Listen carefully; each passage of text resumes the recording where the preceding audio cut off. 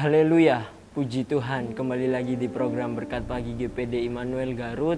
Saya percaya saya dan saudara selalu rindu diperbarui oleh kebenaran firman Tuhan. Puji Tuhan, langsung saja kita membuka kebenaran firman Tuhan yang terdapat di dalam kitab Daniel 12 ayat yang ketiga. Daniel 12 ayat yang ketiga, demikianlah firman Tuhan.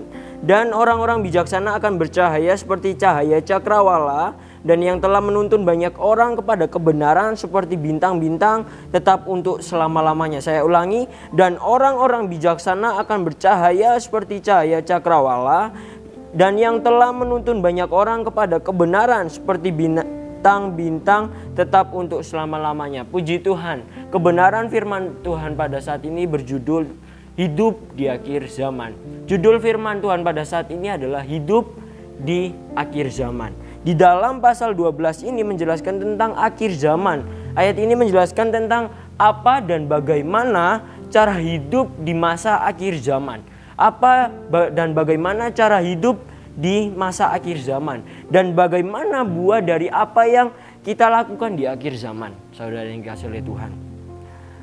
Buah apa yang kita lakukan di akhir zaman dan apa dan bagaimana cara hidup kita di akhir zaman.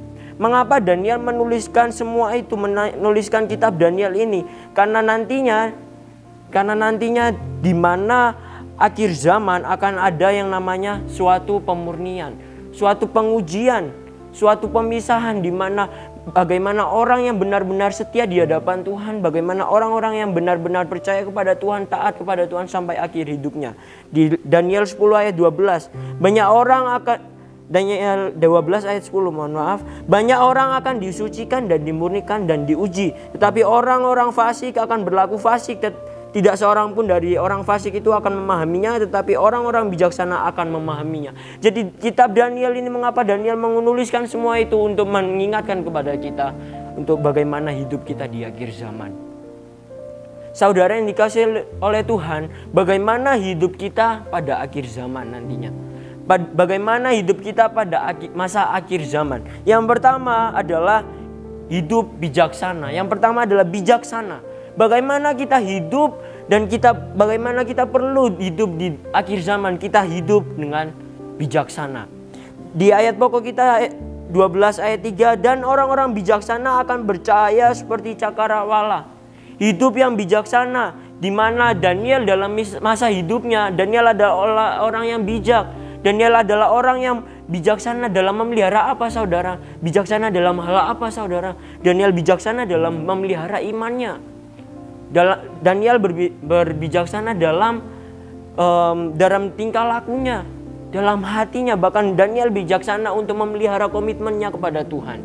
Ketika raja menawarkan makanan kepada Daniel, Daniel menolak itu karena Daniel berkomitmen kepada Tuhan untuk menguduskan dirinya. Jadi hidup kita di akhir zaman adalah hidup yang bijaksana. Mengapa kita perlu memiliki hati yang bijaksana? Karena di dalam masa akhir zaman ini akan banyak tentang pengajar-pengajar sesat. Banyak nabi-nabi palsu. Coba lihat di dalam Matius 24 ayat yang ke-24. Matius 24 ayat ke-24. Demikianlah firman Tuhan. Matius 24 ayat 24.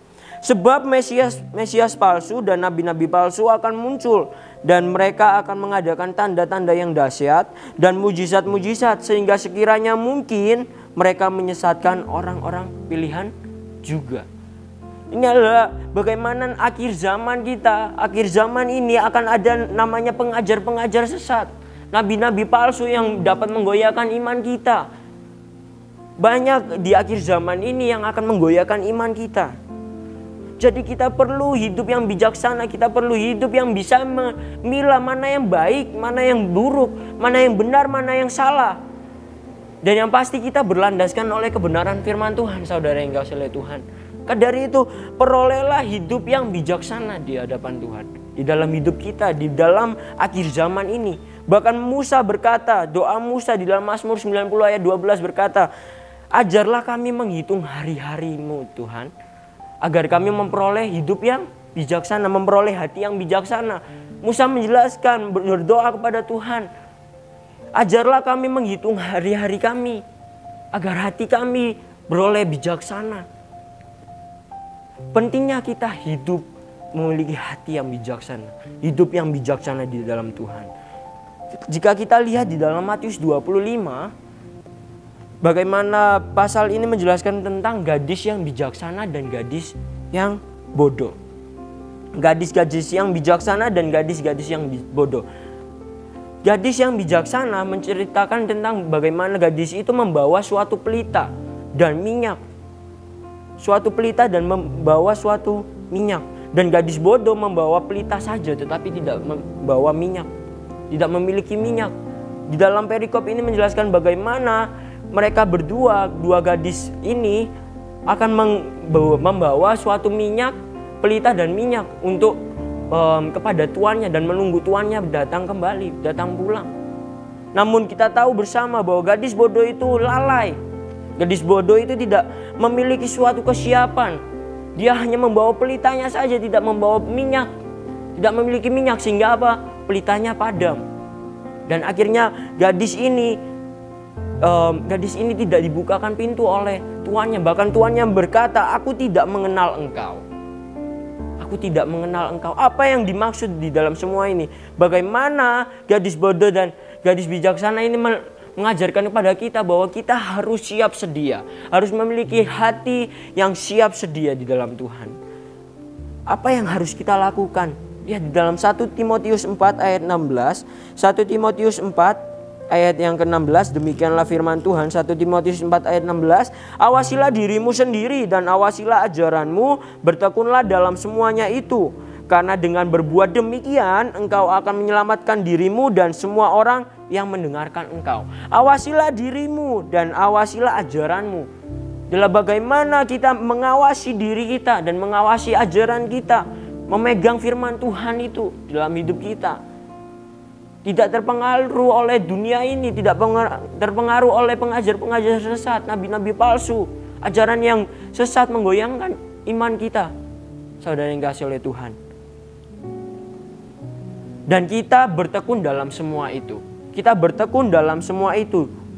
Bertekun dalam apa? 1 Timotius 4 ayat 12 berkata kita bertekun dalam perkataan kita. Bertekun dalam tingkah laku kita. Bertekun dalam kasih kita terhadap sesama. Apakah kasih kita tetap memiliki kasih untuk sesama? Apakah tingkah laku kita tetap benar di hadapan Tuhan? Tetap bijak di hadapan Tuhan? Apakah juga kita memiliki suatu kesetiaan di dalam Tuhan sampai akhir hidup kita? Dan kesucian kita, saudara yang dikasihi oleh Tuhan.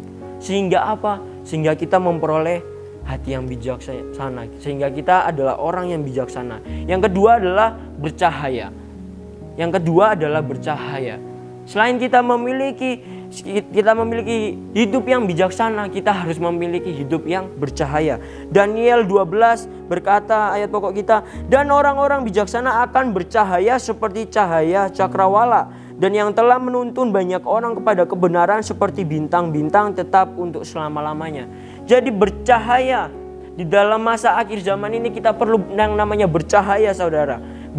Bercahaya berbicara tentang ketika kita hidup, kita bijaksana dan kita akan menjadi terang. Kita hidup bercahaya adalah bagaimana kita hidup menjadi terang di luar sana, menjadi terang. Matius 5 ayat 15 ayat sampai 16. Kita lihat Matius 5 ayat 15 sampai 16, di sana menjelaskan tentang garam dunia dan terang dunia. Matius 15 ayat 15 sampai 16. "Lagi pula orang tidak menyalakan pelita lalu meletakkannya di bawah gantang, melainkan di atas kaki dian, sehingga menerangi semua orang di dalam rumah itu. Demikianlah hendaknya terangmu bercahaya di depan orang, supaya mereka melihat perbuatanmu yang baik dan memuliakan Bapamu di sorga." Jadi hidup bercahaya adalah bagaimana hidup kita menjadi terang di luar sana. Maka pelita itu akan menerangi kita, menerangi sekitar kita, saudara. Dan pelita itu perlu ada yang namanya minyak. Pelita itu perlu yang adanya namanya minyak. Kayak seperti gadis bijaksana dan gadis bodoh tersebut. Gadis bijaksana membawa pelita dan minyak, maka pelita itu akan tetap menyala. Namun gadis bodoh hanya membawa pelita, tidak membawa minyak. Kalau kita tahu minyak itu berbicara tentang Roh Kudus. Mengapa demikian? Coba lihat di Daniel 6 ayat 4, Daniel 6 ayat yang keempat, demikianlah firman Tuhan. Daniel 6 ayat 4. Maka Daniel ini melebihi para pejabat tinggi dan para wakil raja itu, karena ia mempunyai roh yang luar biasa, dan raja bermaksud untuk menempatkannya atas seluruh kerajaannya. Jadi Daniel memiliki roh Allah, memiliki roh yang luar biasa, tidak lain dan tidak bukan adalah roh Allah itu yang menjadi pembeda atas semuanya itu. Maka Daniel menjadi cahaya bagi semuanya itu, saudara yang dikasihi oleh Tuhan. Dari itu perlu kita di akhir zaman itu, kita memiliki yang namanya hati yang bijaksana dan bercahaya bagi semua orang. Dan Daniel 6 ayat 11 berkata, Daniel suka memuji, menyembah Tuhan, memuliakan nama Tuhan. Sehingga apa? Roh Allah ada dalam dirinya. Roh Allah ada di dalam diri Daniel. Puji Tuhan, inilah kebenaran firman Tuhan yang saya bisa sampaikan. Biarlah memberkati kita semua. Immanuel, Allah beserta kita.